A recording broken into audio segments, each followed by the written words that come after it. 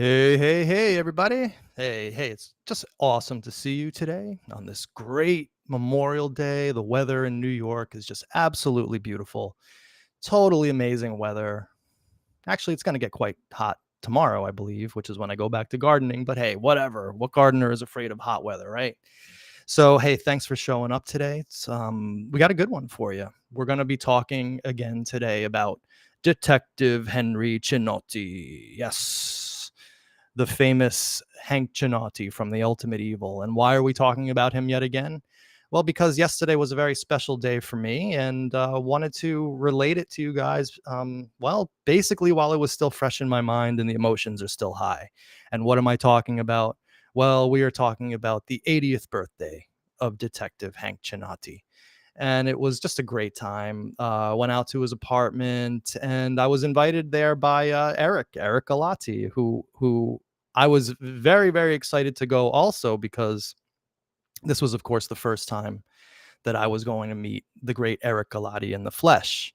So it was a very special day for me all around. And I was not expecting to have such a good time as I ended up having. And I wasn't expecting, well, quite a few things. So I wanted to sort of relate that the day to you and show you some pictures as well, of course, and play a video from the day, and also discuss a little bit more about Hank Cinotti and Son of Sam. I think that everybody has questions about Hank's role in Son of Sam, exactly what he knew, what he didn't know, how he helped Maury, and so on and so forth. And while I do not have all the answers for that, we are going to discuss today a book called The Seer of Bayside, and a couple of passages that, hey, we're going to go through for the first time. I just found it today. So we're all going to kind of go through this in real time. And we're going to see what that book has to say. Now, you guys know how I feel about researching out of books as opposed to on the ground research using first person oral history. But it's always good to get other opinions and inculcate those opinions into your mental filing cabinet, which then you can use, you can reject, you can accept to build your theories on the case. Because listen, all anybody has is a theory. I only have a theory and a working hypothesis. Truth be told, all Maury Terry had was a theory and a working hypothesis. I can't say that I have proven my theory and working hypothesis, and I don't think anybody who's in their right mind can say that Maury Terry proved without a shadow of a doubt a case that would be acceptable in a court of law. I don't think anybody has ever said that he's proven his working theory either. So what are we all doing? Arguing with each other? Well, I think that that's very stupid, of course. Don't quite understand the high emotions attached to this case. I get it. It's, cult of personality. People get pissed off when a new guy comes out, as I did last year. Totally not caring about the established paradigm, totally not caring about the established players and Son of Sam, and stepping on toes. And I didn't even think about that when I got into this, of course. And boy, what a long, strange trip it's been. But we're back in a slightly different form, as you guys know. We have stopped the active investigation portion of this, and what we're doing is we're looking back and we're analyzing, well, what the hell we did last year, because what we did, I think, is going to in time be seen as a major turning point in the world's understanding of the Son of Sam crimes. Am I being overconfident? Hey, maybe, but that's just who I am, guys. So today's going to be a really great show. And so I think without further ado, we should get the man of the hour in here because, well, this is the guy who's responsible for us knowing all of this information in the first place. You all know him, and I am sure that you all love him. May I present to you the one, the only, whoops, Eric Galati. Let me get a better thing here. Eric, how you I doing, wish I sir? looked as good yesterday as today. I can't believe it. You know, you wear these blue jeans with suspenders. You look like Farmer Jones. Then I'm sitting in that chair that made my stomach bulge out. Uh-huh. It gets stressful to me to just sit with people walking around because I'm a movement guy. As you saw, I got up and walked without assistance. I refused to do it. But it was interesting seeing you today. It was great to meet you, and I'm glad that you could meet the Salamone family, who you could tell are a good family. Oh, absolutely. And of course, we'll show pictures of yesterday's Mhm. soiree, yesterday's Is the feat light in the too. back too much? No, Can you're you? good. No, your lighting is perfect. Yeah, I've been going through this sear of Bayside. Oh, Uh, well, we'll talk about that in a few minutes. Let's talk. yeah, Let's leave that towards the end. Actually, let's say hello to some of the people we have in the chat with us today, real quick before we carry on. We got Sandy. We got Persephone. Hey, Persephone. Great to see you. We got Moet always the great Alvarez, Gary. We got Nikos Mas. Say hello to some people, Eric. Moet Alvarez, Ruby Moet. Almighty, Sandy Smith. Ruby. Uh, I don't know now. Is that our Gary? Yeah, Gary McHenry. McInerney. McInerney, my McInerney, uh, Persephone. I never had anything to say to Persephone. I might have. Great. I don't know whether it's a he or a she, but this person says that they were a fan of mine from the first video on, which is great, but it's a new name. I don't recognize the name. So I'm glad that Persephone is participating. So it's Persephone really might have been a new name for locals and had a different name on Subscribe Star and YouTube. it's very possible. And of course, everybody out there who's Oh, from Germany. That's the person from Germany. well, there's a few people we have in Germany actually. Yeah. But yeah, well, as I was saying before, what a long, strange trip it's been. The various iterations and incantations of this video series, and personally, I really like where we're at now, Eric. Which is, maybe let's talk about this for a few minutes if you don't mind, because I haven't really addressed this, of course, yet. I was going to do a full video on it, but why not talk to the audience about it now? About briefly, why I decided to pull back and what is the future. Do you have any questions you want to ask me, Eric, and I'll I don't have answer them? questions. I've been answering people's questions. Right, so let's Specifically, somebody from Mike Cordella's site wrote to me, uh, respectfully, Art. oh yeah, I answered Art a few times. Yeah, art and art was also a gentleman. I don't. Well, forgive me, because Ginger could be male or female. He said, "Fancy meeting you here." I was on Sean Stone's site listening to Thomas Morris, who was juxtaposition stories on locals, uh, and answering giving logical answers as to why it happened. Why you had to cut off. I right. have no questions because I saw it. I saw it on the last shows of local that have there was a reason why you felt drained, and it Yes. wasn't just being out of work. It's that you can be out of work but fulfilled with something. But when you have people who are intimate with you, and as I explained to somebody, it was like a combination of Brutus and Judas Iscariot. Well, I don't want to get too much into the details of exactly what No, happened but there at the but end. but that's the reason why people should know. I don't want them running around saying that you're emotionally disturbed, let's Oh, I say. know that that's happening all over the Yeah, I place. don't I don't I mean, the ones who are emotionally disturbed are the people who, for some reason, always say, "Oh, the gardener, the wig, the Yeah, and this, they the that." and These they are never seem. mentally ill people who contribute nothing to this case. Yeah, exactly, and of course, that's the norm in this case, seemingly for 40 years. Why? Because Maury got everybody on this whole trip about conspiracy theories, bringing this crap into true crime where it never belonged. But no, yes, while some definitely grimy things happen behind the scenes, and it's funny because I see comments all over. I read every comment that's about me. It's just something that I do. It's called doing intelligence work. And it's funny because people never seem to consider that there's two sides of every story. So I read the comments about how I was disrespectful to this person and disrespectful to that person and this person and that person. But no one ever seems to think, hey, well, what happened to Manny? Hey, there's this guy who most people seem to like, most people seem to get along with. He did this amazing year-long thing where he got people talking to him about Son of Sam that's never talked before. Isn't there some value to that? Isn't there something, about this guy that might be a cut above? You know what I'm saying? But And you know what's strange? Eventually, they attack every one of us. I right. I was the last to be attacked, but I handled it intellectually by somebody who was on our show, which I still can't understand it. Well, But this person, and I will just say it's Craig. I mean, he's publicly going around doing saying all sorts of very nasty and unhinged things. And because he made it public, and listen, I called him.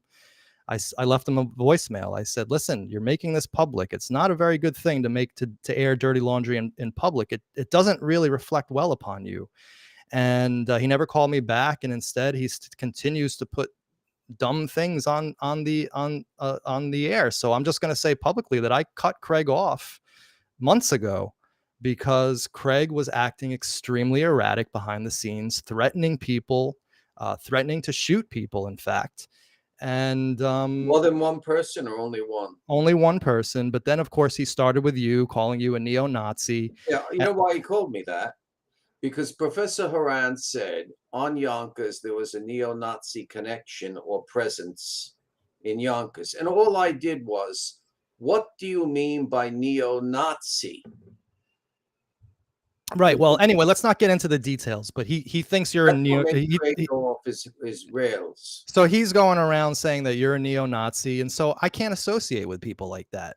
So that's just a little microcosm of basically what's happened to me with every negative personality that I came across in this field, from my earliest team, who anybody, when I put back on my videos, you're going to see how much I praise these people publicly.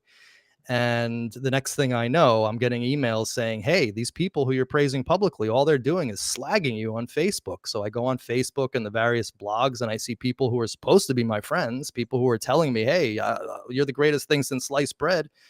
And then they're writing the most nastiest of things behind my back. So I don't want to get into it too much, but there's two sides to every story that No, people but should there's nothing realize out there. psychologically ill except for the people who are intelligent and loyal. You know, like Hypathia's not here. She's probably working and it's too early. Right. You know, I mean, they attack Eric Linden. They attacked the two scientists that were on. Well, They, I think Craig was a very insecure guy who got threatened whenever I brought someone else on who might have challenged his notions, and he unfortunately saw fit to lash out in public, and so it's not cool. But anyway, I let's not dwell on these really no, these no, bottom no. feeders. I gave this guy so much, right? I gave him an audience. I gave him thousands of views, people to know who he was. And what did he do? He shat in my face. So, that was the deal there. But the simple fact is that's just a microcosm of what I had to deal with behind the scenes. All right, people are saying, well, you were making money off of it. Great. Well, let me tell you something. I wasn't making that much money off of it. Certainly not enough to sustain a lifestyle here in New York City that I was used to. And so it became so stressful. Listen, I had over 700 people subscribing to my channel, right? 700 on over 700 on Subscribestar, and it was almost 500 on Locals. It's not easy keeping that many people happy, keeping the content up, keeping the pace up. And quite frankly, I did not sign up to become a leader of another group. I got into this last year because I was interested in this subject and I wanted to do an art project. It was all accidental that all these people recognized what I was doing was very special, wanting to be a part of it, right? Like the Maury Terry people who I originally started working with.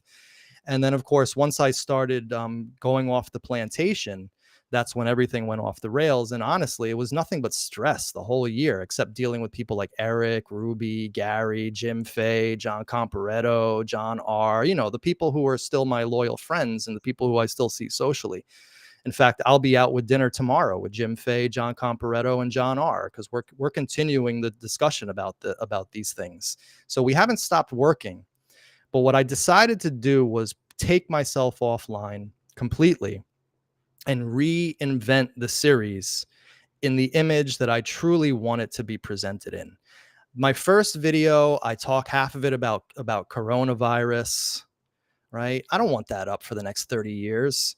in my third video, I talk about Mr. Real Estate as if he's real before I realized that that was a figment of Maury Terry's imagination. In fact, a total lie in order to sell a narrative.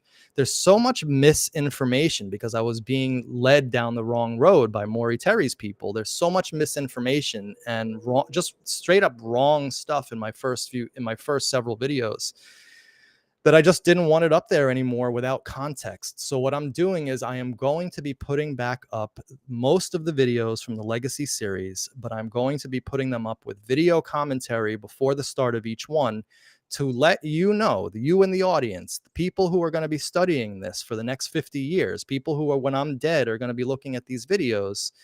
I don't want them to be confused about exactly where I stood, because there's a lot of ghouls and a lot of jackals who are speaking for me. Right. I have people out there saying that my dad was David Berkowitz's military intelligence handler. I mean, this is actually happening out there. They're saying that because my dad was in Korea, that he was Berkowitz's military handler. Do better research, guys. My dad was in the military 10 years before Berkowitz was. Berkowitz was jerking off in his parents' bathroom when my dad was in Korea. So, but but that's the level of research that these Maury Terry people are used to. Why? Because Maury made them lazy. Maury allowed them to think that everything is connected because someone has the same last name of someone else. It's ridiculous stuff. So I'm returning the series in the image that I want it to be in. And quite frankly, nothing before Maria and John Comparetto is worth anything, because it was after Maria and John Comparetto that we started talking to the cops, started getting all the documents, started learning the Netto story, and changing the. And I'm sorry, Eric, that I'm speaking so much. I What are you apologize. sorry for? I like detail. I'm old-fashioned. Thank you, Eric. I'm like a So 19th century German professor. I'm the most pedantic, meticulous person there is. good, good, good. And we're going to get into that today in today's show. And so yes, so I don't want the ghouls and jackals to speak for me. I noticed that they had started as soon as I took my videos off. The ghouls and jackals started to reinterpret my series for me, and so I can't allow that to happen. So although I am not doing this full time like I used to, I'm not making money with it like I used to anymore. It's a freaking huge weight off of my shoulders not to have to be the figurehead of some imaginary community that I didn't even really want to start in the first place. My series was hijacked over time by people getting into my ear and not allowing me to basically be who I am. So I am going to be, like I said, over the next few months, we're going to be reposting the material in the image that I want it. A lot of material is not going back online. There's certain people that I don't want to give a platform to anymore. Certain people who used my series to gain followers for themselves. Sorry, you're not going to use my popularity anymore. You're perfectly capable of going out there and doing it on your own. So you're going to see a slightly different Manny, one that's a little bit slightly harder edged, one that's a little bit not as worried about stepping on people's toes. And I got a lot of bad advice not to in my previous incantation from people who did not have my best interests at heart in the end. And so I'm going to be going back to the old school and the drawing board on this. So anyway, Eric, Can I just make a short comment? of course. First, with Maury Terry's book, I think the reason why people clung to it so much is because it was a catalyst for putting together homicide with all different occult groups and Thank you. going on.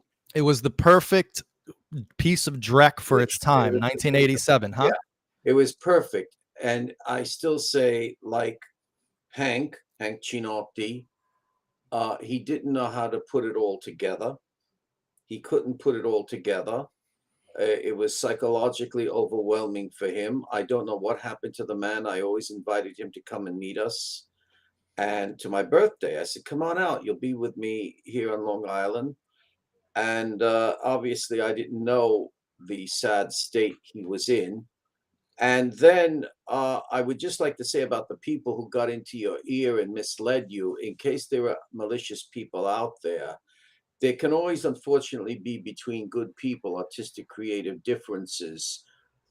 Jason Goodman never tried to get into your ear and mislead you. You had No, witnesses. no. In fact, He was a good person. yeah. In He fact, still is. Jason was someone that I was actually, he is the reason why a lot of those original, I call them the Terry heads, why the Terry heads turned on me, because Jason was the first person to put into my ear that maybe Maury Terry was a disinfo agent, and I remember that moment like it was yesterday. But Jason was actually, it's funny. He still to this, I had to actually block him because he writes these crazy comments about how I disparage him. I have never once publicly or privately disparaged Jason Goodman. In fact, quite the opposite. The counsel and advice that Jason gave to me in the beginning of when we first started working was actually sage. It was actually really good advice, and he's the one that got me onto Subscribestar, and he's the one that really helped me realize that I had something special here, and that I shouldn't be giving it away for free, number one, but also that I should respect myself enough to demand some money for for the historic stuff that we were doing.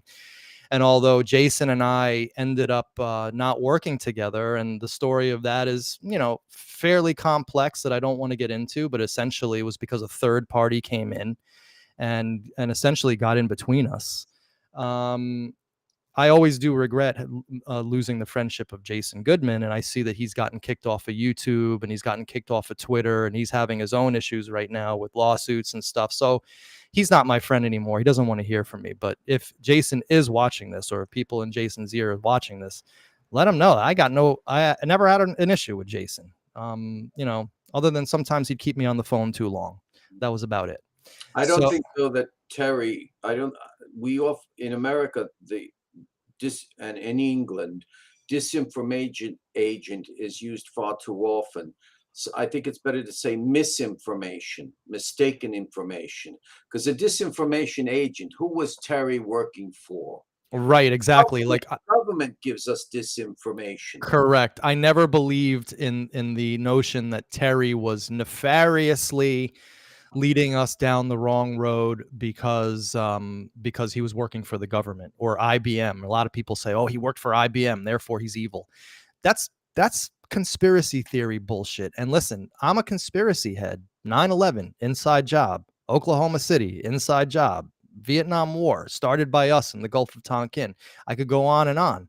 But when it comes to true crime, where real bullets were coming out of real guns shot by real people, we need to be more discerning and think like cops. And that's one of the reasons why, above any other video series, actually, there are no other video series. There's a couple people, troglodytes trying to do their thing, copying what I do.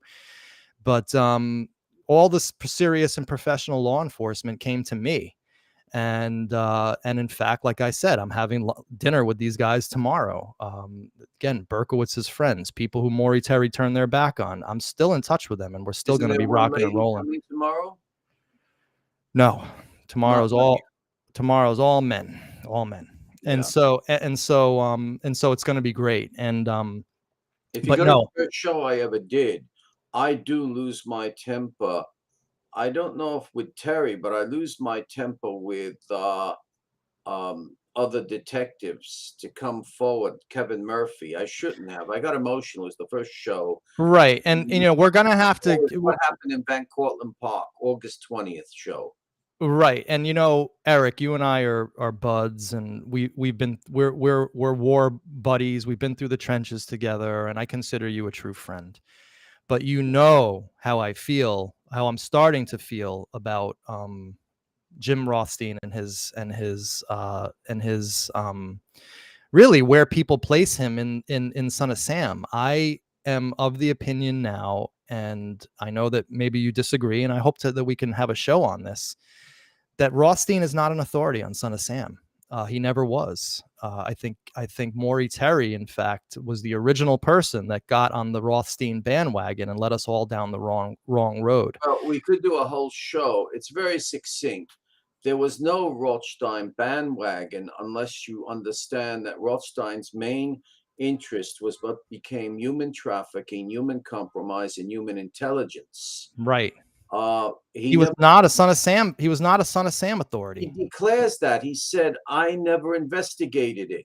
We have What him it on is tape saying that it. what he found by way of Ace Brown in 1969 was then confirmed empirically when the Yonkers police called him back to New York. He never wanted to come back. He peed on the door of the police department when he left because of what they did. He promised he would.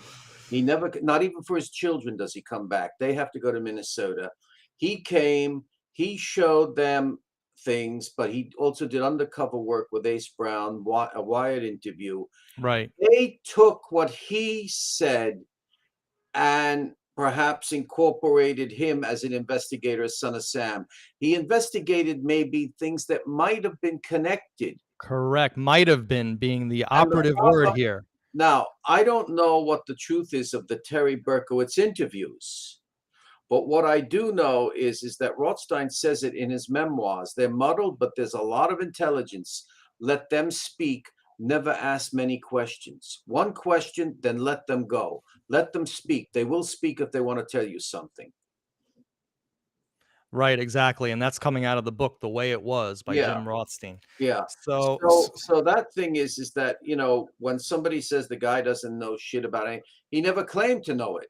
The well, only but the issue with me, Eric, is not all those tangential things which are real, but the issue is to this day, whenever some moron, low intellect, mouth breathing troglodyte living in mommy's basement criticizes me for my work, the two names that always come up are well, three: Rothstein, Codella, and Ed Flopperman. All right. I call him, his real name is Ed Opperman. He actually can't call me by my name. He calls me the gardener, but I call him Ed Flopperman. First of all, the guy's a hack. He doesn't know shit about Son of Sam. He never did. Second of all, his interviews with these guys are 10 years ago and they're horrible. The reason he thinks I copied him, but the real reason why I got in touch with Codella and Rothstein in the first place is because I thought that Flopperman's interviews were so bad that I needed to get the information from them myself. And luckily, Codella's become a good friend. But Codella the other day I had on the show and we talked about the process. And again, he's sitting there incredulous. At the end of the show, we're off the air, and he's like, "Who made me who made me the authority on this? I investigated one little part of this, right?" And the same thing with Rothstein. Everybody uses those three names to throw in my face. I will say, number one, that Flopperman wishes he was me. All right, that's just the long and short of it. And number two, Codella is a great guy, great friend of the show, but even he admits that he's not to be the person to go to for the absolute authority on the process and Son of Sam, because he only did the Eton Pate stuff in the 90s.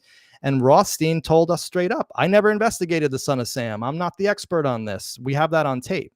So, and the first time he ever met Terry had nothing to do with the Son of Sam. It was shortly correct. after the book, I think. It had to do with the amazing case of Marita Lorenz and Frank Sturgis Fiorini. That's Right. what it had to do with. Nothing at all. And Borelli.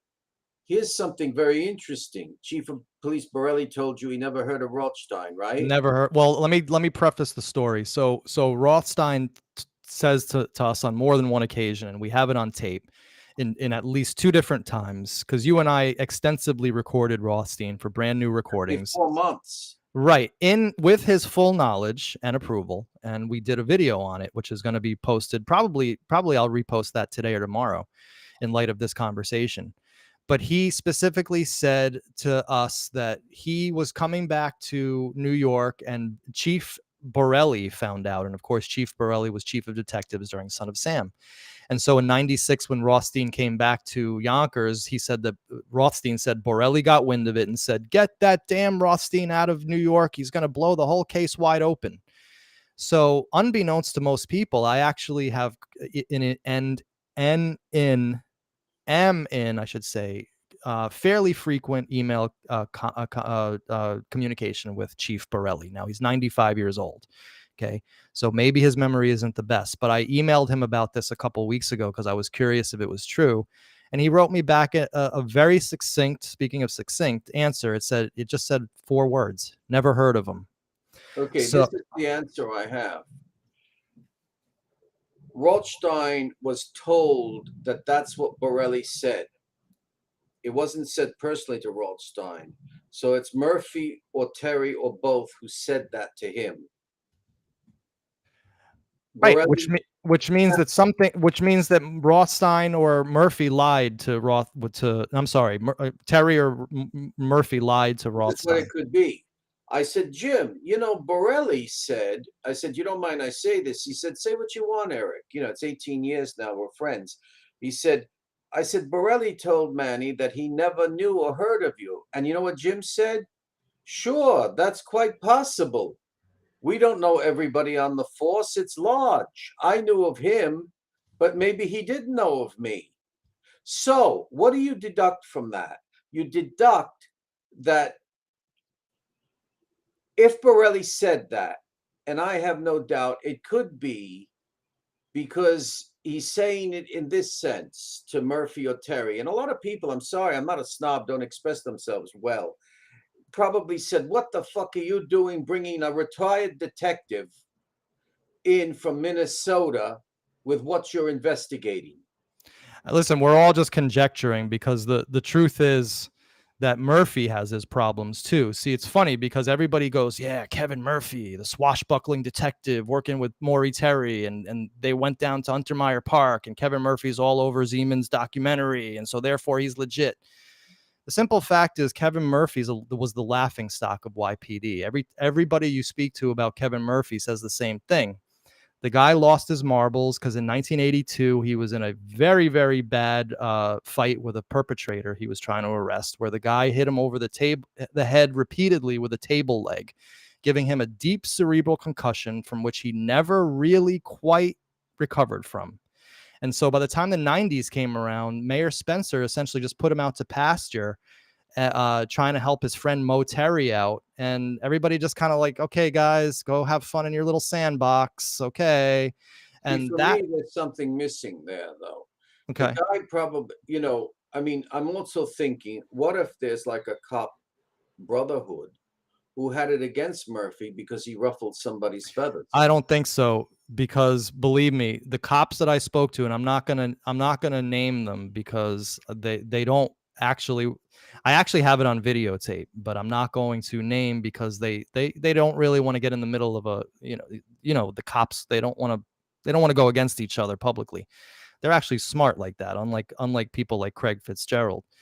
Um, they the cops that I spoke to, Eric, about this, they don't even like each other or have much respect for so it's not like they were all banding together to protect Murphy. It was one guy who didn't like this other guy, but both of them said the same thing about Murphy. So I think that it's actually true with Kevin Murphy that he essentially had a brain injury, and that was the swashbuckling detective that Maury Terry used to help investigate. The whole thing falls on its face when you actually find out the truth about the personalities But involved. you've got to investigate, why did Terry and Murphy hook up? Well, it was from what I gleaned, it was just simply Mayor Spencer. In '96, he was best friends with Maury Terry. Maury Terry probably saw an opportunity because his best friend was the mayor, and again, this is all conjecture, but he probably said, "Hey, hey, John," which was Spencer's name, "can you hook me up now that you're mayor?" And then Spencer was just like, "All right, let's give him Murphy." Right. Okay, there you have it. That's the guy to investigate seriously, Mayor Spencer.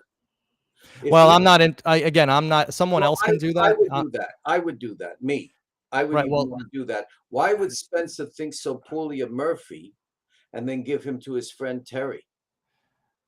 that's a good point. Anyway, this is not for me to investigate because Yeah, I am I'm done not with the going modern against you, man. investigation. I'm No, I just know you're saying, not. I know you're not. if But he I'm thinks just so low of Murphy, why do you give him to your best friend? this is a good point. This is a good point. And but anyway, listen, we're getting far afield. We just spent 35 minutes talking about something completely different from our topic. So Good. anyway, so yesterday we were at, of course, hold on, let me share the screen. We were at Hank Cinotti's apartment. No, Actually, no, that we was were the at. apartment of the Devoy family, Brian and Angelina. Well, let's not give names for out. Well, oh, you already did, but we were at his caretaker's apartment, and of course, his caretaker, in and of itself, was a very interesting person who told me stories about Hank from 1970 and all this kind of stuff. And it's clear to me that regardless of Son of Sam and whatever Hank was involved with Maury Terry and Veronica Loikin, one of the things that really became very clear to me yesterday, Eric, and maybe you can speak about this a little bit more, was that Hank is, number one, an extremely interesting person, regardless of Son of Sam. This is a guy who's like a world traveler. He's very knowledgeable about a lot of things. He's got opinions. But also the other thing that I was, he seems very cultured, very smart. But the other thing that I was struck at was how loved he is. It's funny because you never get these impressions out of a book, especially Maury Terry's book. That's all about them going to North Dakota together and all that kind of stuff.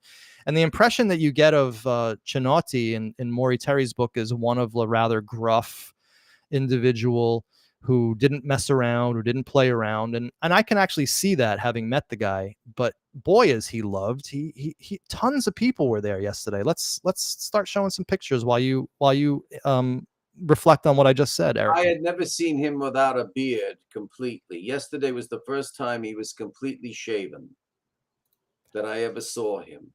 That cake, that was real strawberry, everything, nothing artificial. I left right before the cake, Oh, shame unfortunately. I on had to get you. home. I know, I felt bad. I was kicking myself in the ass, but the truth is, like, I am not good with sugar, and I don't really like junk food like that. Well, that's why you would have liked that though, because it was natural. But anyway, talk about your friend Hank, and I'll scroll through some of these Well, it pictures. was actually more joyful for my wife than for me. I found it, I liked being there.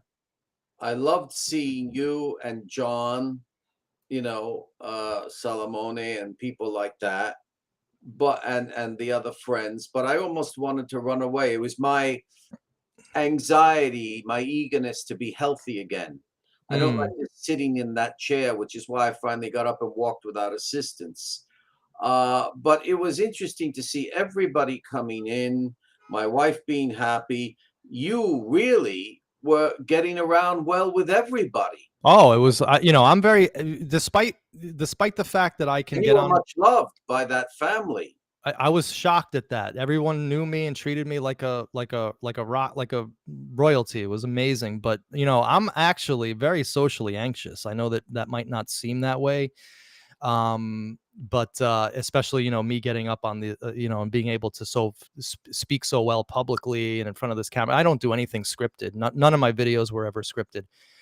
But I'm actually very socially anxious, and I don't like meeting people for the first time, and I don't like being in crowds of people, but I sucked it up yesterday, and I had a blast. It was amazing.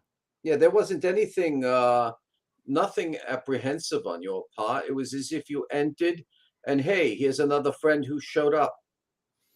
Yes, it was really, really a great time, Did and you notice when you spoke with Hank, some every now and then you would speak about the I case. would, I would, I couldn't help it. He looked toward me, to you, but then toward me with smiling eyes. And they were the smiling eyes, not of deception, but of, I know they're after me. That is still psychologically present in him when he said, I can't say too much. I got to shield myself. Mhm. You remember that? And you quickly looked at me. You remember when he Right. said that? He says, I have Yeah. to shield myself. There's still that, as one detective intelligence officer I know I can't name and saw the show said, he probably got very damaged from that case. There's no way out of it. Right. And yeah, but for sure I definitely started asking him about the case yesterday, just little generalized questions. But it was clear to me that unfortunately, if and I'm going to be reposting up my first video interview with Detective Cinotti from last year around this time. He has definitely aged a lot in this past year, which I found. He looked a lot frailer, a lot skinnier, and no beard. He had But fallen down, and they put him in hospital. Remember, we did the special show. Yeah. They claimed he had the coronavirus disease 2019. Then he did rehabilitation. Yeah, it's a yeah, I never saw him that frail. He was still when I was there August 15th on the Feast of the Assumption last year, first time I went to the house and she homemade a meal for us. He was still strong looking, very strong. Right. Sorry, I'm just writing something in the chat. Mm. Anyway, I'm gonna forget about that. So let's look through some more of these pics, because it's always fun to see pictures. So of course that's Hank yesterday, and you know, but he was just kind of lording over the whole thing, talking when he felt it was appropriate, staying silent. There was one point when he was taking a little nap, which I thought was actually very sweet and heartening because it meant he felt comfortable around his friends. Mm, mm, mm. Um, so this is, of course, Angelina, who is his caretaker. And those of you who have been with me from the beginning and remember the first interview I ever did of him, there was a very nice lady who came in and asked if I wanted a soda or something to eat. And that was this woman right here, Angelina. Now, talk to me about Angelina. What's her deal? Well, Angelina speaks English, Italian, and Spanish. I asked her, she actually said at an airport, she first saw Hank before she ever knew him. Yeah, I'm glad you're telling this because she told me, and I didn't want to get in trouble with her husband. So you tell Yeah, the well, there story. was no relationship between them. She first saw him and said, "Oh, that's an interesting, good person." And now I don't know if it was Well, she added with me. She said, "Oh, such a good-looking guy." And of course, who's she talking about? She's talking about Hank. strapping, Yeah, but the that's young when strapping she saw Hank, him in 70, he probably 1970. still had the beard. Uh He huh. probably might have had the beard. I don't know. I don't know really when he first grew the beard. And then all of a sudden, she's living in this apartment building in the Bronx, and she finds he's living there. I know that's a crazy coincidence. Yeah, well, and she speaks Spanish to his cousin Ava, who Sh always stayed out on the balcony for some reason. Right. And Angelina just is very loyal. She's that type of loyal, old-fashioned Italian. She. She won't abandon him. She cared for him. With John, they cleaned up the whole Hank's whole apartment and everything. Right, they're very, very sweet people, and of course, they had me, and this party was in their home, which you see a picture of their kitchen, and I'm gonna tell a story in a second. But her and John could not have been sweeter. It was like I was their long lost relative or something. They were the nicest people on earth to me. It was just so great. But John this wanted is me to meet his girlfriend. He says, "Oh, Val, she would love to meet you with this gardening and this horticulture." uh, So it was as if they had all. They're very congenial people. There's well, nothing. they invited me back with my loved ones for dinner, and I might actually take them up on it. Mhm. But this was a funny story because Angelina had me in the kitchen for like, I don't know, 15 minutes showing me pictures of her grandkids and videos of her grandchildren and all that kind of stuff. Pictures of Hank back in the old days that were on her phone. And I said to her, "Hey, what the hell do you have?" Well, I didn't say hell, but I said, "What do you have this stone in your sink for?" And she told me the whole story of the stone. And I was like, "This is amazing. I got to relate this and take a picture of it." This stone, she said she found about 20 years ago. It's been in her sink ever since. And she, like an old school I guess Italian woman from the country, she uses that stone to wash her clothes. She'll put Mhm. her clothes in there and she'll rub them against the stone. Now I said, "That's a hell of a way to ruin your clothes." She goes, "No, the stone just gets out the dirt, it's good." So I said to myself, wow, I given how expensive things are, maybe I should follow that. So I might actually use that one. You know what But the irony is, though? yeah, John and I, and there's John sitting. there's John right here. Now we're Yeah, going to talk about the brothers. Let's not identify them too much if we no, can. it's all right. But we never ever were invited to Hank's home. Never Uh-huh. saw it, and we never got to meet his mother. Oh, wow.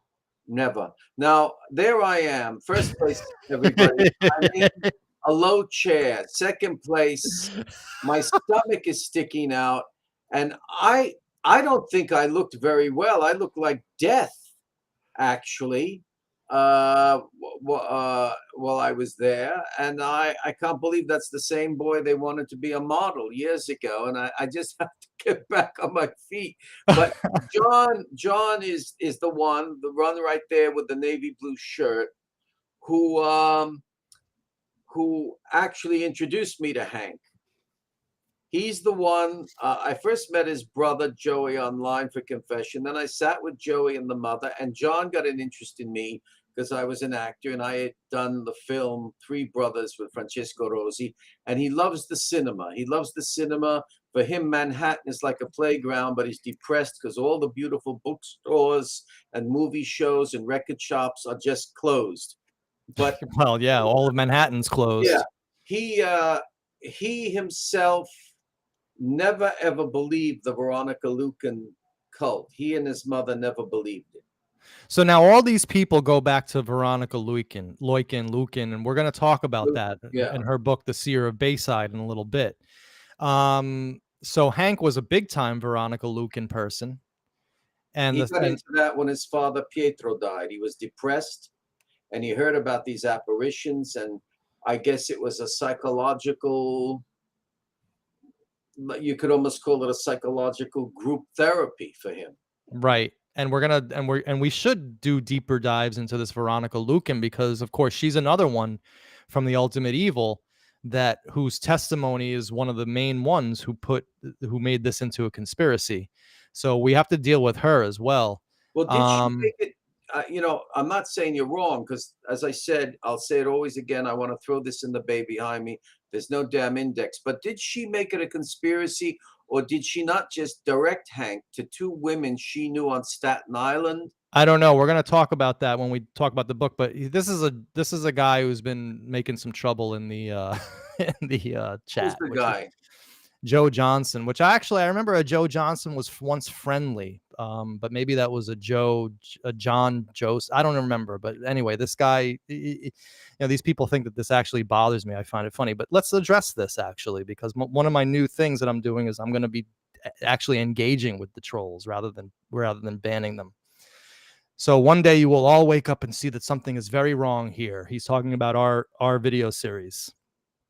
Okay, I don't know what's wrong about bringing you Tracy Dupay, whose father killed himself from the Ultimate Evil. I don't know what's wrong with bringing you Maria Neto, who was a victim of a crime spree by David Berkowitz for 3 years, and who Maury Terry got the story completely wrong. I don't see what's very wrong about bringing you Mr. E or Byrne. Hey, this guy's saying that Joe, are you saying that me hanging out with Hank Cinotti from the Ultimate Evil that's wrong? All right. Anyway, let's get beyond that. But I believe that if you are truly trying to find the truth, then you would not make people pay for what should be done for free. All right. So it's the whole let's give away everything for free. Now, Joe, Eric, give me a minute here. Okay. So Joe, you do realize that I lost all my work, right? You do realize that I was fired from NYBG, from all my clients for not wearing a mask, right? For standing up for freedom. You do realize that, right? That I went down from making well over 100 grand to making about 10 grand. Okay. You do realize that I had a living, that I have I live in New York City, that I have a lifestyle. And you do realize that the work I was doing was taking literally a full-time job. So I couldn't concentrate on my real job. Okay. And you do realize that these things take tolls, and I have to go drive everywhere, and I have to go upstate to this place, and I have to pay tolls to go out to New Jersey to here, and I got to go out to this. You do realize that a person needs to be recompensated for their time, right? Um, if you want to go out and do this for free, hey, I'll tell you exactly what to buy, Joe. I'll tell you exactly where to walk. Hell, I'll even hook you up with some phone numbers. Let's see if you could do what we did, Joe. All right. So anyway, And listen to what Rothstein says. You need money for the time invested. right, and Without that, you're not going to do anything. right, and it says here Maury gave away. It's not like Maury gave away the Ultimate Evil for free. He went on TV shows and sold it for profit, right? And let me tell you something. I'm not going to name names, But some of my biggest rivals in this, unfortunately, because all I wanted to do was be their friend, and I treated them as friends until they wrote nasty things on Facebook about me. Let me tell you, a lot of people want paydays in this whole Son of Sam world, and a lot of people were very pissed that I came along and took away their grift. So anyway, let's get back to the thing. So these two, this guy here is brothers, right? With one of the people who went to Untermeyer Park with Well, two of them. He comes from a family of one, two, three, four, five, six, five males, one sister whom you met. You also spoke to the sister yesterday. right, And yeah, his two brothers were the ones who went to Untermeyer Park and right, got. and one of them was there yesterday. One of them was there, and I introduced him to you because I Right. knew how to do it. I said, "Here's a guy who loves to play baseball," and you thought it was true. And I said, but he's odd. He swings his bat at foliage and into my parking garden. Yeah, yeah, I remember. He was a good guy. Let me just get to a Oh better yeah, very good people. and yeah, but I didn't want to make the whole thing about me or about the Son of Sam, so I didn't ask him about that night in Untermeyer. And but my hope, Eric, is of course that we can follow up with these people and maybe get, I think that it would be possible. now that they've met me, I think so. I think it would be possible, but don't say it's 100% possible because that whole Veronica Lucan thing had a very bad effect on certain. Oh, look at that! I look so ill. Anyway, they had a certain psychological effect upon them and others because it was actually being, as John said, involved in a cult. He did listen to this. He said he didn't believe it, but then all of a sudden, when she would come out and the hundreds upon hundreds of people are there, you automatically believe it because you're just trapped in this psychological wave of Right, mass belief. There's no right. way you can get out of it. He says you suddenly believe it. It's a psycho emotional surge. I'll put it in my words. Exactly. Yeah. So hopefully we'll get these guys back on. I mean, because I want to talk about that night in Untermeyer. Just listen, it's oral history. It's oral history having to do with well, things that people are interested in, like, the Son of Sam, Untermeyer Park. Now, of course, I've done the most groundbreaking work there is on Untermeyer Park and Son of Sam, and we've come to the conclusion that Maury got it Maury got it wrong. That Maury, and I'm going to deal with that tonight on my show. About where Maury first heard of the process, because people thinks that Rothstein, there was an interview I just heard that was aired the other day where the guy says that it was Rothstein that told who first learned about the process in 1969, which is not true, and who told Maury about the process, which is not true. Maury tells us who told him for the first time about the process, and it's right in his book, and we're going to deal with that tonight. Um, so anyway, The process had already been, Ed Sanders had spoken about it years before in his book The Family. I'm just gonna quote, even though I'm not working with the guy anymore. I don't hate his guts. The Professor Horan. We're not going to be doing shows together anymore, but I don't hate his guts. He's actually been saying some nice things about me, and he's been fairly gracious.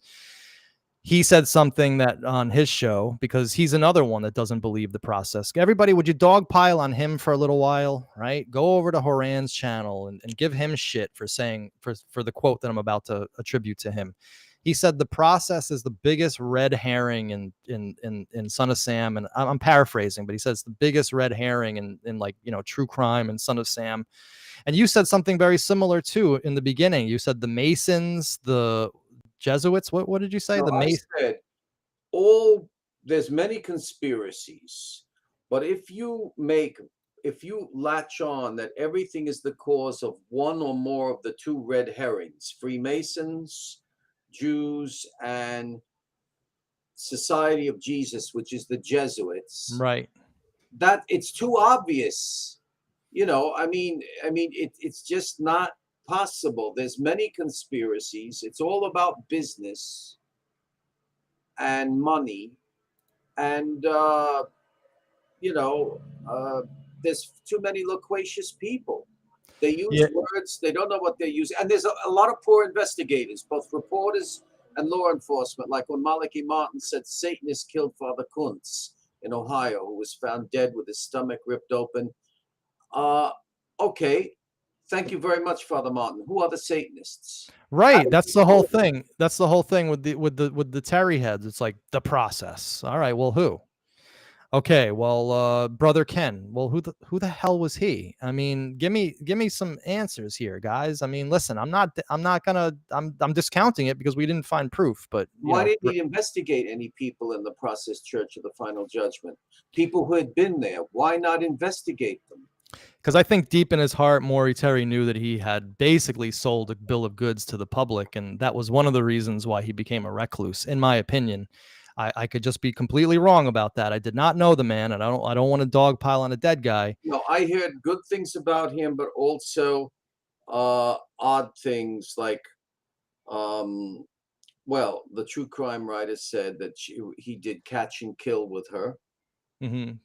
and also, You're oh, talking about Sandra London. yeah, yeah, and she's a tremendous reporter. She's brilliant, and you know, why didn't Terry go investigate the Process Church of the Final Judgment? Why didn't he investigate the ex-members? Yeah. In fact, I don't think he investigated anything really. I think he just kept on throwing names out there and incessantly, and that was He really all took it is. information in. He soaked it in. What was positive about Terry, I will say this, it was excellent. And this is the monkey wrench because he wasn't a reporter who would say, hey, I want a story, I want a scoop. The analysis he did about a car parked where it was, a shooting, and impossible Right. that the shooter could have been where the car was seen driving, which proves there was more than one person. That's the thing that I think is the best. Well, I have to say that I need to verify that for myself because I've found so many inaccuracies in his book already, and I'll be dealing with some tonight on my Monday show. That even that I don't trust fully. There's a man who wanted to speak with me who worked at Doubleday. Now, Harry Daly got the book published. That's a fact. But this man at Doubleday, the claim that I was told by somebody who used to be with you is the following: that this man at Doubleday said that Maury Terry couldn't get the book published at all. Right. Right. And he said to him, you got to put a lot of stuff in and source it up. I don't believe that. I believe he had that research as he came along. I don't believe it, because I knew Harry Daly. But this Veronica Lucan stuff, this guy gets it all wrong. I've never heard of this. I've never heard of it at all. I And want to know where he gets the information from. What's the bibliography? We're gonna get that. We're gonna get to that in a second. Let's just listen quickly to Hank's parting advice for all of us, and hopefully you guys can hear this. No voice. Oh, it doesn't have a voice? No. Okay, give me a second. Stop screen sharing. The woman there is my wife, Irena. Local video. Give me a second. Desktop. Hank's 80th. Okay, this should work.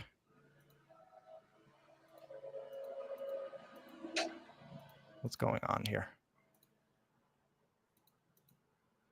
It's not working.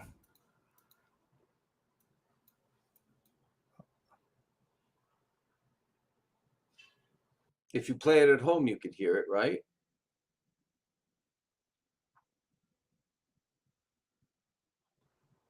Are we back? Yeah, I see you. Okay, sorry, I lost it for a second.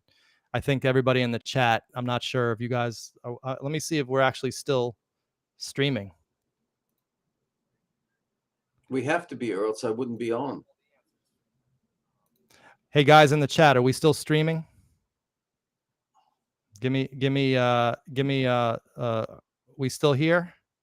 No, because I lost something for a second. Yep. Okay, we're still here. Good. All right, forget about that video. It's on my Twitter for you guys to see it. So let's deal with thank you guys. All right. I just had a technical snafu happen to me up here. let's deal with this whole seer of Bayside thing. And I think actually this deserves a whole show because we're at an hour, and I don't want to go much longer than that You for this still pop see up. me if I click on my page of it, right? You'll still see me. Can you see me? Hold on. Yeah.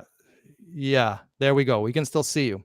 Okay, so I'm looking at the page. I can't see you, but you can see me and they can. So real quick, I want to put this in the chat, the link to this, because I'm all about, hey, transparency. This is the link that I found this at. If anybody wants to see this and read this on their own. And I think that we should just introduce this, but not analyze it today, Eric. Let's analyze this on another show. Let's make this a Yeah. totally separate pop-up because we talked about a lot today. We're at an hour, and I just think that this deserves its own concentrated deep dive, honestly. Mhm. So this is all about real quick, and that way you and I can really read it and get familiar with it, so we can talk about it better. But Mhm. this talks all about, and the reason why I'm bringing this up, guys, is because it talks all about Hank Cinotti, and it talks about his relationship with Veronica Lukin, the Baysiders, which were his followers, and it talks about in here. Yeah, in fact, this is going to be a homework assignment for our next pop up. Okay, because again, I'm doing this as a teacher. This is Classroom on the Air, so I want you guys out there in the audience, the links in the chat. I'll put the link also in the description of this video. Read this, and let's all reason on this on our next pop up for this. But this is all about how the whole Son of Sam thing came into Veronica Lukin's radar, and then her Chinati about it. Now, Eric, whether this is accurate or not, let's deal with that on another on the other show. Let's read this off the air. And here it even talks about Maury Terry, right? Maury Terry was an investigator working with the Queens police force. I'm not so sure about that. That was wrong. That was the Queens DA. And it talks about all of this stuff on Van Duzer Street and Staten Island and all of this stuff. It talks about Jim Midig. So this is a good for Son of Sam researchers to read, because I have a feeling that not many of us have actually read this. And I think that this is something that we should put into context with Detective Cinotti, because this is part of his whole story. And, one of the things that I started out to do in this video series was not to investigate, but to really do deep dives on the people, on the personalities. And I got sidetracked into this whole investigation thing. But I'm back now into this whole notion of let's learn more about these people that were in the book. Let's deep dive on the nameless and the faceless. Like Cinotti was faceless before my video series. And so now I think that we should deep dive into him, into the story about him, and to the whole milieu around Cinotti and Maury Terry. That way you guys in the audience can make up your own minds as to whether you think Cinotti was someone that that we should be taking 100% at his word, whether there's some problems there or issues that might be extant with his information. I'm not saying I know the answer, but what I'm saying is this information I think deserves a deeper dive than what we can give now. I just got to do some things, and I want to prep for my 6 o'clock show. So Eric, with your permission, I think we're going to end soon. And do you think it's a good idea, what I just said, to deep dive into this little Yeah, article? we'll deep dive into it because there is something across the country with this Veronica Lukin cult about how it attracts also vile a vile priest who had been, I'll tell it when we get on the show, on the land of somebody very famous. All right, so Well, this is I'm excited, man. This is going to be our next topic for our next we're going to do this on a pop-up or maybe a Manny Monday. We'll figure it out, but you and I will all talk about this. We'll talk about this off the air, but I just see us getting into this for another hour and a half, and I don't want to no, make it's this too much. it's too We much for today. celebrated Hank's birthday. It was Yes. nice, and I wish I could send you a piece of that cake. It was authentic strawberry. what I Nothing s- other. what I said to Hank when I left, I said, Hank, it was an honor to celebrate your 80th. I want to make sure that we're all here and that we're here celebrating your 81st. And he said, me too. So let's all put in our prayers for Detective Hank Cinotti, because regardless of what you think of him and Son of Sam and all that kind of stuff, this is a very, very interesting gentleman, an old school guy, the kind that do not exist anymore. And this generation, unfortunately, in 10 years is not going to be with us. It's also unfortunate that I don't think that he's capable at this stage in his life to really give us a proper interview. So we're gonna have to just accept that fact. But still, I would love more. I want to talk to the brothers. I want to talk to Teresa. I want to get Angelina on. I really want to deep dive into him as a man and as a human being, because he's such a major character in the book that I think that we in the Son of Sam world really deserve this. And there's There not going were to be, yeah, there's not going to be anybody that can do this other than me and you, Eric, because there were we're things about him that not even the Salamone family knew. all John right. and Tommy said, we knew him. John has told me, he told you things he never told us. Really? And I don't invade people's privacy. Yeah. So this is a deep guy that we really need to do more of a deep dive on. So with that being said, Eric, do you have any final words for the audience? See you tonight. Well, later this afternoon, it's still daylight at 6 o'clock, and I'll see you Exactly. eventually. See you this evening. So Eric, just hang out while I do my outro. I'll be right back. Yeah, Okay. this is All the right. show that's gonna have people throwing missile darts at you. Take a number and get in line, folks. Oh, that's all I've been getting for the past year. All right. So listen, Eric, stick around. I'm going to talk to you off the air. I'll be right back. All right, guys. Well, this was a great little pop up. We got a little far afield in the beginning, talking about the future of the show and a little insight into what I had to deal with the last few months, just with just dealing with people. I am so happy now that I'm independent. There's no more team. Yes, I have my advisors and my trusted people. Eric is one of them, and you will be seeing more of those people as guests on the air. But as far as not having to investigate and not having a team and not having to keep 700 paying subscribers happy every month and not having to freaking come up with content 2 or 3 times a week and all this stuff, it's just such a huge load off of my back. I was just not prepared for the massive success that I had. And it took a toll mentally. So, please have some compassion. I know that, it's a little weird to ask, but please have some compassion. And for those of you who are like gossip hounds and are obsessed with finding out who I, did this to and who did, realize that there's two sides to every story. Okay. I'm not going to tell my side because I'm not that type of person. But boy, do I have some stories that I could tell if I was much less of a gentleman. All right. On that note, I got an awesome show coming up tonight. In fact, it's going to be one of the best Manny Mondays you've ever seen, because we are going to be going into seriously deep questions that we all need to ask ourselves. Well, I shouldn't say that I'm asking myself about Son of Sam. Things that bother me, things that still I have questions about, things that I still want answers to, et cetera, et cetera. I could say it a million different ways. But tonight we're going to be dealing with 4 questions. And let me just quickly get those questions up because I kind of forgot which ones they were right off the bat. But it's all on my Twitter. And my 4 questions that I'm going to be dealing with are, give me a second here, please. All right. Whoop, didn't get it to there. Hold on. Give me a second. Okay, the 4 questions that I'm going to be dealing tonight on episode 1 of What Bothers Me About Son of Sam.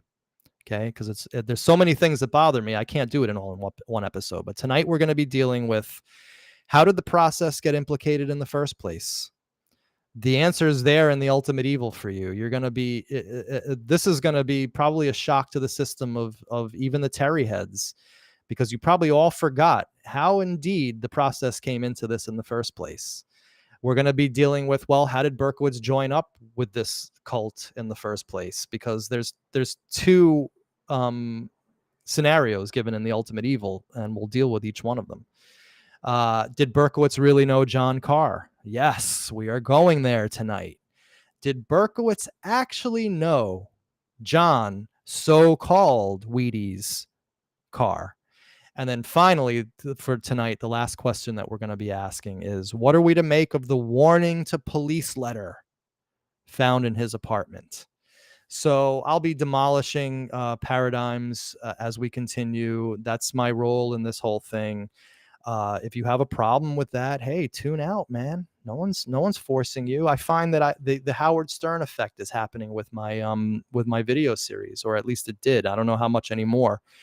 But the people who hate my guts the most are the ones who are the most obsessed with me, and that is a very, very good place to be as a podcaster. All right.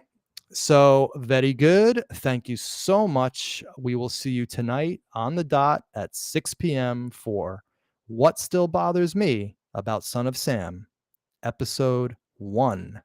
Thank you very much, guys.